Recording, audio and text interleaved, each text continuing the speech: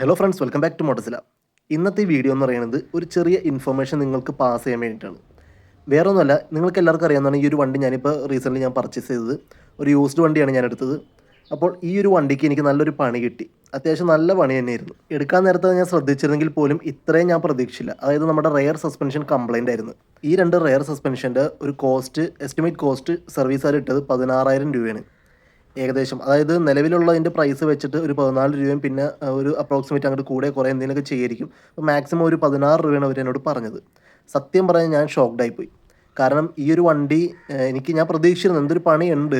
കാരണം ഞാനത് ഓടിച്ച് നോക്കാൻ നേരത്ത് എനിക്ക് ഫീൽ ചെയ്തിരുന്നു. പക്ഷേ നമ്മുടെ കൈ കിട്ടിയിട്ട് തീരെ ഓടിക്കാത്തൊരു വണ്ടിയിൽ ഇത്രയും എമൗണ്ട് നമ്മൾ സ്പെൻഡ് ചെയ്യുമ്പോൾ സത്യം പറഞ്ഞാൽ എനിക്കൊരു താല്പര്യം ഉണ്ടായിരുന്നില്ല. താല്പര്യം ഉണ്ടെന്നല്ല, എനിക്ക് നല്ല വിഷമം ഉണ്ടായിരുന്നു ഈ പ്രൈസ് കേട്ടപ്പോൾ.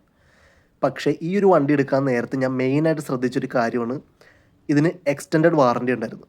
അതായത് ഇതൊരു 3 ഇയേഴ്സ് കഴിഞ്ഞൊരു വണ്ടിയാണ്.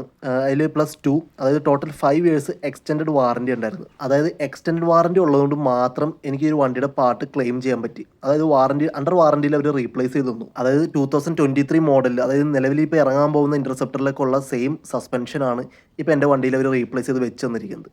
അത് സത്യം പറഞ്ഞാൽ എനിക്ക് ഭയങ്കര ഒരു സന്തോഷം നൽകുന്നൊരു കാര്യം തന്നെയാണ്. അപ്പോൾ ഞാൻ ആ ഒരു മേടിക്കാൻ നേരത്തെ ശ്രദ്ധിച്ചൊരു കാര്യം അതാണ് ഈ എക്സ്റ്റെൻഡഡ് വാറണ്ടി. അപ്പോൾ നിങ്ങളോട് എനിക്കിന്ന് പറയാനുള്ളതെന്ന് വെച്ചാൽ, നമ്മളൊരു വണ്ടി പർച്ചേസ് ചെയ്യുന്ന നേരത്ത്, ഏതൊരു വണ്ടിയാണെങ്കിലും ഇനീഷ്യലി അത് പർച്ചേസ് ചെയ്യുന്ന നേരത്ത് ഷോറൂമിൽ എക്സ്റ്റെൻഡഡ് വാറണ്ടി പറയുവാണെങ്കിൽ പറ്റുവെച്ചാൽ നിങ്ങളത് എടുക്കുക. എനിക്കറിയാം അതിന് കുറച്ച് കോസ്റ്റ് ആകും. അതായത് ഇപ്പോൾ ഈ ഒരു വണ്ടിക്കാണെങ്കിൽ ഏകദേശം ഒരു 6 to 7 റേഞ്ചൊക്കെ എക്സ്റ്റെൻഡഡ് വാറണ്ടിക്ക് മാത്രം ആകും. പക്ഷേ നമ്മൾ വണ്ടി മേടിക്കുമ്പോൾ തന്നെ അത് ചിലവാക്കുവാണെങ്കിൽ നമുക്ക് അത്ര അത് ഫീൽ ചെയ്യില്ല. പക്ഷേ എടുത്തതിന് ശേഷം ഒരു ടൈം പീരീഡ് ഉണ്ട്. ആ ടൈം പീരീഡിനുള്ളിൽ നമുക്കത് പുതുക്കാനും പറ്റും. ആ സമയത്തിനുള്ളിൽ എടുത്താലും മതി. അപ്പോൾ ഇനീഷ്യലി തന്നെ എടുക്കുവാണെങ്കിൽ നിങ്ങൾക്കിപ്പോൾ ഒരു വണ്ടി ഇപ്പോൾ ഒരു കുറേ നാൾ കീപ്പ് ചെയ്യാൻ പോകുന്നൊരു വണ്ടിയാണെങ്കിൽ, അത്യാവശ്യം കൂടിയ എഞ്ചിനൊക്കെ ഉള്ളൊരു വണ്ടിയാണെന്നുണ്ടെങ്കിൽ തീർച്ചയായിട്ടും അതുമല്ല കോസ്റ്റ്ലി ആയിട്ടുള്ളൊരു വണ്ടിയാണ്. ഇതിപ്പോൾ ഈ ഒരു വണ്ടിക്ക് ഇത്രയേ ഉള്ളൂ.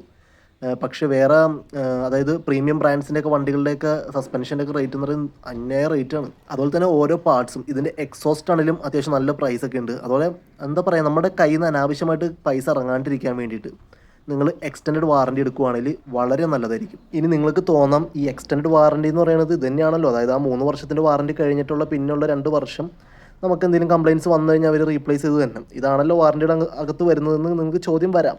സംഭവം ശരിയാണ്. പക്ഷേ ഇത് അവർക്ക് എപ്പോൾ റിജക്റ്റ് ചെയ്യാൻ പറ്റും. കാരണം വെച്ചാൽ നമ്മൾ ചെയ്യുന്ന അവരുടെ ഗൈഡ് ലൈൻസ് പ്രോപ്പറായിട്ട് ഫോളോ ചെയ്തില്ല എന്നുണ്ടെങ്കിൽ അവർക്ക് തീർച്ചയായിട്ടും വാറണ്ടി അവർക്ക് റിജക്റ്റ് ചെയ്യാൻ പറ്റും. അത് നമ്മുടെ എന്നല്ല, ഈ റോയൽ എൻഫീൽഡ് എന്നല്ല, ഏത് ബ്രാൻഡിൻ്റെ ആണെങ്കിലും അങ്ങനെയാണ്. അവരുടെ വാറണ്ടി പോളിസി അത് തന്നെയാണ്. അപ്പോൾ നമ്മളൊരു 3 വർഷം, ഇതിപ്പോൾ ഞാൻ പറഞ്ഞു 3 വർഷം കഴിഞ്ഞ വണ്ടിയാണ്, പക്ഷേ ഇതാകെ 8,000 ഓടിയിട്ടുണ്ടായുള്ളൂ. വേറെ പല ബ്രാൻഡ്സിൻ്റെയും അതായത് ഈ വാറണ്ടി വണ്ടി കൊടുക്കുമ്പോൾ തന്നെ ഒരു വാറണ്ടി ഉണ്ടല്ലോ, ആ ഒരു വാറണ്ടി വരെ റിജക്റ്റ് ചെയ്തേക്കുന്ന കേസുകൾ എനിക്കറിയാം. അപ്പോൾ നമുക്കൊരു എക്സ്റ്റെൻഡ് വാറണ്ടി നമുക്ക് കിട്ടുകയാണെന്നുണ്ടെങ്കിൽ അത് എത്രത്തോളം നല്ലതായിരിക്കും. കാരണം ആ ഒരു 3 വർഷം ചിലപ്പോൾ നമ്മൾ നല്ല രീതിയിൽ ഉപയോഗിച്ചിട്ടുണ്ടാവും വണ്ടി, നല്ലവണ്ണം ഓടിയ ഒരു വണ്ടി ആ ഒരു 3 വർഷത്തിന് ശേഷം അതിൻ്റെ ഒരു മെക്കാനിക്കൽ പാർട്ട് കംപ്ലൈൻ്റ് ആയി നമുക്കത് റീപ്ലേസ് ചെയ്ത് കിട്ടുവാണെങ്കിൽ, അതായത് എക്സ്റ്റെൻഡഡ് വാറണ്ടി നമ്മൾ ഒരു 3 വർഷം മുമ്പ് ചിലവാക്കിയ ഒരു 5,000-6,000 രൂപയുടെ ഒരു ക്യാഷിൽ നമുക്ക് നല്ലൊരു എമൗണ്ടിൻ്റെ ഒരു പാർട്ട് റീപ്ലേസ് ചെയ്ത് കിട്ടുവാണെങ്കിൽ എത്രത്തോളം നമുക്ക് ഗുണം ചെയ്യും. അതാണ്. ഇനി എക്സ്റ്റെൻഡഡ് വാറണ്ടി പല സ്ഥലത്തും റിജക്റ്റ് ചെയ്യാറുണ്ട്. അതിനുള്ള വാലിഡ് റീസൺസ് ഉണ്ട്. എന്താണെന്ന് വെച്ചാൽ ഇവരുടെ പോളിസിയിൽ അവർ മെയിനായിട്ട് പറയുന്നുണ്ട്, ഇതെല്ലാം കിട്ടാൻ വേണ്ടിയിട്ട് നമ്മുടെ പ്രോപ്പർ സർവീസ് ഹിസ്റ്ററി ആയിരിക്കണം ഈ ഒരു വണ്ടിക്ക് ഉണ്ടാവുന്നത്. അതായത് അവരുടെ ഞാനത് കാണിച്ചു തരാം. അതായത് ഇപ്പോൾ പ്രത്യേകിച്ച് റോയൽ എൻഫീൽഡ് ആണെങ്കിൽ അവർ കുറേ പോളിസി ഉണ്ട്. അതായത് നമ്മളിപ്പോൾ ഒരു വണ്ടി സർവീസ് ചെയ്യണം, അതായത് അവർ പറയുന്ന കംപ്ലീറ്റ് ഫ്രീ സർവീസ് എല്ലാം നമ്മൾ ഷോറൂമിൽ തന്നെ ചെയ്തിട്ടുണ്ടാവണം. അതുമാത്രമല്ല ഈ ഒരു വണ്ടിയിൽ എക്സ്ട്രാ ഫിറ്റിങ്സ് ഒന്നും, അതായത് നമ്മുടെ ഈ ഒരു കംപ്ലൈൻറ്റിനെ ബാധിക്കാൻ തക്കവണ്ണമായിട്ടുള്ള ഫിറ്റിങ്സ് ഒന്നും ഈ ഒരു വണ്ടിയിൽ പാടില്ല. അതായത് ആഫ്റ്റർ മാർക്കറ്റ് പ്രൊഡക്ട്സ് ഒന്നും പാടില്ല. നമ്മൾ ഡയറക്റ്റ് ഷോറൂമിൽ നിന്ന് ഫിക്സ് ചെയ്യുന്ന കാര്യങ്ങളൊക്കെ ആണെങ്കിൽ കുഴപ്പമില്ല.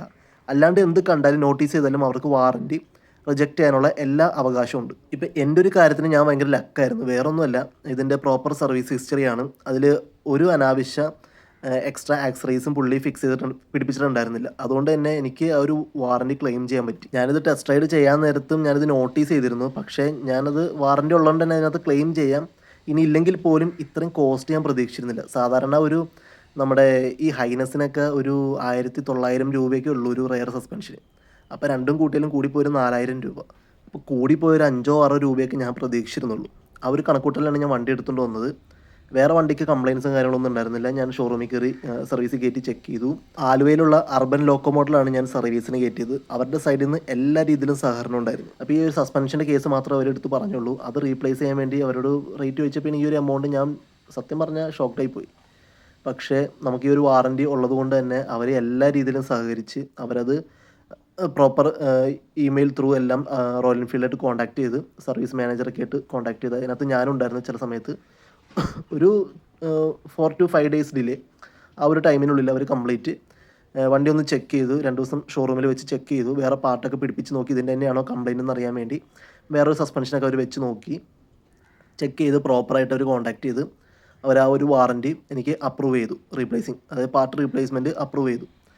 അപ്പോൾ ഈ ഒരു കാര്യം നിങ്ങളിലേക്ക് എത്തിക്കുക. അതായത് മാക്സിമം നിങ്ങൾ എക്സ്റ്റൻഡ് വാറൻറ്റി എടുക്കാൻ നോക്കുക. അതെടുത്താൽ മാത്രം പോരാ, അവർ പറയുന്ന വാറൻറ്റി ഗൈഡ് ലൈൻസ് എല്ലാം പ്രോപ്പറായിട്ട് ഫോളോ ചെയ്യുക.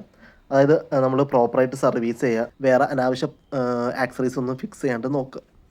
ഇനി ഈ സർവീസിൻ്റെ കാര്യത്തിനകത്ത് ചിലവർ ചിന്തിക്കാറുണ്ട്. അതായത് നമ്മളിപ്പോൾ ചിന്തിക്കുക, അതായത് ഇത്ര ഓടാത്ത വണ്ടിക്ക് ഇവർ 6 മാസം കൂടുമ്പോൾ സർവീസിന് വിളിച്ച് എന്തിനാണ് ചെയ്യേണ്ടത്, അങ്ങനെ ചിന്തിക്കുന്നവരുണ്ട്. പക്ഷേ നമ്മുടെ ഈ ഒരു വണ്ടിക്ക് ഇത്രയും പൈസ മുടക്കിയിട്ട് അത് നമുക്കത് റിജക്റ്റ് ചെയ്യാനുള്ള ചാൻസ് അവർക്ക് വെറുതെ ഒരുക്കി കൊടുക്കേണ്ട ആവശ്യമുണ്ടോ? അതാണ് എൻ്റെ ഒരു ചോദ്യം. അപ്പോൾ നമ്മുടെ സൈഡിൽ നിന്നെല്ലാം പ്രോപ്പറായിട്ട് ചെയ്യുക. ഓക്കെ, അപ്പോൾ ഈ ഒരു വീഡിയോ എല്ലാവർക്കും ഉപകാരമായി എന്ന് വിചാരിക്കുന്നു. ഇതുപോലെ കൂടുതൽ വീഡിയോസിനായിട്ട് ഈ ചാനൽ സബ്സ്ക്രൈബ് ചെയ്യുക, സപ്പോർട്ട് ചെയ്യുക. താങ്ക്